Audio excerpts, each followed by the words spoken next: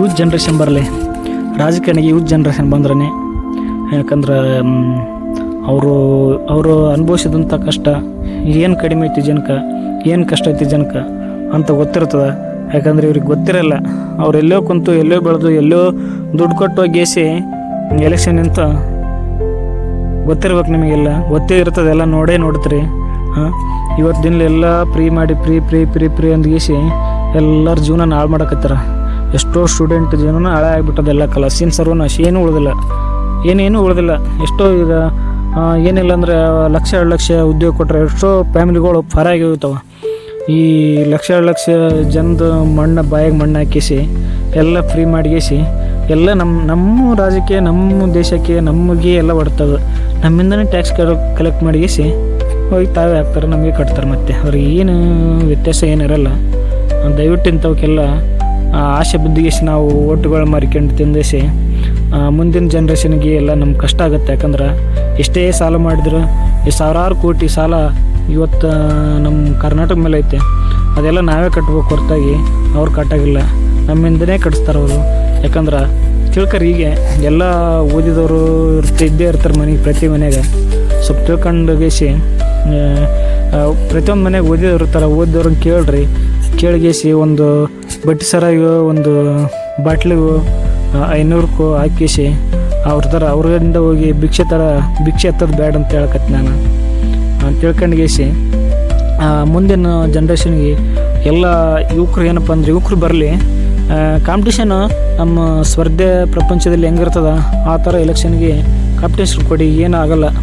5,000 ಐತೆ 10,000 ಐತೆ ಅಂದ್ರೆ ಏನೂ ಆಗಲ್ಲ. ಅದೇನು ದೊಡ್ಡದು ವಿಷಯನಲ್ಲ. ನಾವು ಎಷ್ಟೆಷ್ಟೋ ಕಳ್ಕೊಂತೀವಿ. ಅಲ್ಲಿ ಧಾರವಾಡದ ರೂಮಿಗೆ ಅಲ್ಲಿ ಕಟ್ಟಿಗೇಸಿ ಎಷ್ಟೋ ಕಳ್ಕೊಂತೀವಿ. ಎಲ್ಲರೂ ಕೊಡ್ರಿ.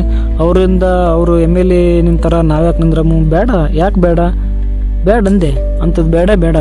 ನಿಂತ್ಕರಿ.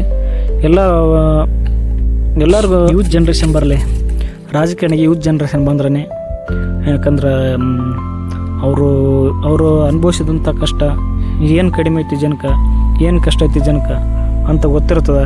ಯಾಕಂದ್ರೆ ಇವ್ರಿಗೆ ಗೊತ್ತಿರಲ್ಲ. ಅವ್ರು ಎಲ್ಲೋ ಕುಂತು ಎಲ್ಲೋ ಬೆಳೆದು ಎಲ್ಲೋ ದುಡ್ಡು ಕೊಟ್ಟು ಗೇಸಿ ಎಲೆಕ್ಷನ್ ಅಂತ ಗೊತ್ತಿರ್ಬೇಕು. ನಿಮಗೆಲ್ಲ ಗೊತ್ತೇ ಇರ್ತದೆ, ಎಲ್ಲ ನೋಡ್ತೀರಿ.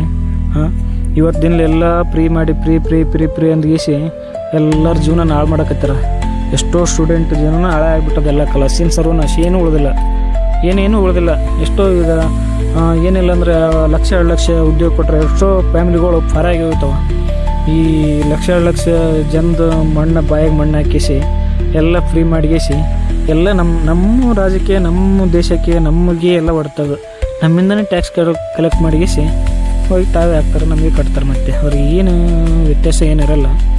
ದಯವಿಟ್ಟು ಇಂಥವಕ್ಕೆಲ್ಲ ಆಸೆ ಬುದ್ಧಿಗೇಸಿ ನಾವು ಓಟುಗಳು ಮಾರಿಕೊಂಡು ತಿಂದೇಸಿ ಮುಂದಿನ ಜನ್ರೇಷನ್ಗೆ ಎಲ್ಲ ನಮ್ಗೆ ಕಷ್ಟ ಆಗುತ್ತೆ. ಯಾಕಂದ್ರೆ ಎಷ್ಟೇ ಸಾಲ ಮಾಡಿದ್ರು ಈ ಸಾವಿರಾರು ಕೋಟಿ ಸಾಲ ಇವತ್ತು ನಮ್ಮ ಕರ್ನಾಟಕ ಮೇಲೆ ಐತೆ. ಅದೆಲ್ಲ ನಾವೇ ಕಟ್ಬೇಕು ಹೊರತಾಗಿ ಅವ್ರು ಕಟ್ಟಾಗಿಲ್ಲ, ನಮ್ಮಿಂದನೇ ಕಟ್ಟಿಸ್ತಾರೆ ಅವರು. ಯಾಕಂದ್ರೆ ತಿಳ್ಕರಿ, ಹೀಗೆ ಎಲ್ಲ ಓದಿದವರು ಇದ್ದೇ ಇರ್ತಾರೆ ಮನೆಗೆ, ಪ್ರತಿ ಮನೆಗೆ ಸ್ವಲ್ಪ ತಿಳ್ಕೊಂಡು ಗೇಸಿ ಪ್ರತಿಯೊಂದು ಮನೆಗೆ ಓದಿದವ್ರು ಇರ್ತಾರೆ. ಓದಿದವ್ರನ್ನ ಕೇಳಿಗೇಸಿ ಒಂದು ಬಟ್ಟೆ ಸರಾಗಿಯೋ ಒಂದು ಬಾಟ್ಲಿಗೂ 500ಕ್ಕೂ ಹಾಕಿಸಿ ಅವರಿಂದ ಹೋಗಿ ಭಿಕ್ಷೆ ಹತ್ತೋದು ಬೇಡ ಅಂತ ಹೇಳಕತ್ತಿ ನಾನು. ತಿಳ್ಕೊಂಡ್ಗೇಸಿ ಮುಂದಿನ ಜನ್ರೇಷನ್ಗೆ ಎಲ್ಲ ಯುವಕರು ಏನಪ್ಪ ಅಂದ್ರೆ, ಯುವಕರು ಬರಲಿ, ಕಾಂಪಿಟೇಷನ್ ನಮ್ಮ ಸ್ಪರ್ಧೆ ಪ್ರಪಂಚದಲ್ಲಿ ಹೆಂಗಿರ್ತದ ಆ ಥರ ಎಲೆಕ್ಷನ್ಗೆ ಕಾಂಪಿಟೇಷನ್ ಕೊಡಿ. ಏನೂ ಆಗಲ್ಲ.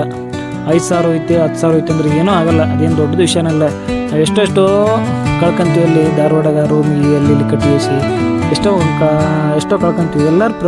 ಎಲ್ಲರೂ ಕೊಡ್ರಿ. ಅವರಿಂದ ಅವರು MLA ನಿಂತಾರ, ನಾವ್ಯಾಕೆ ನಿಂದ್ರಮ್ಮ? ಬೇಡ. ಯಾಕೆ ಬೇಡ ಅಂದೆ? ಅಂಥದ್ದು ಬೇಡ.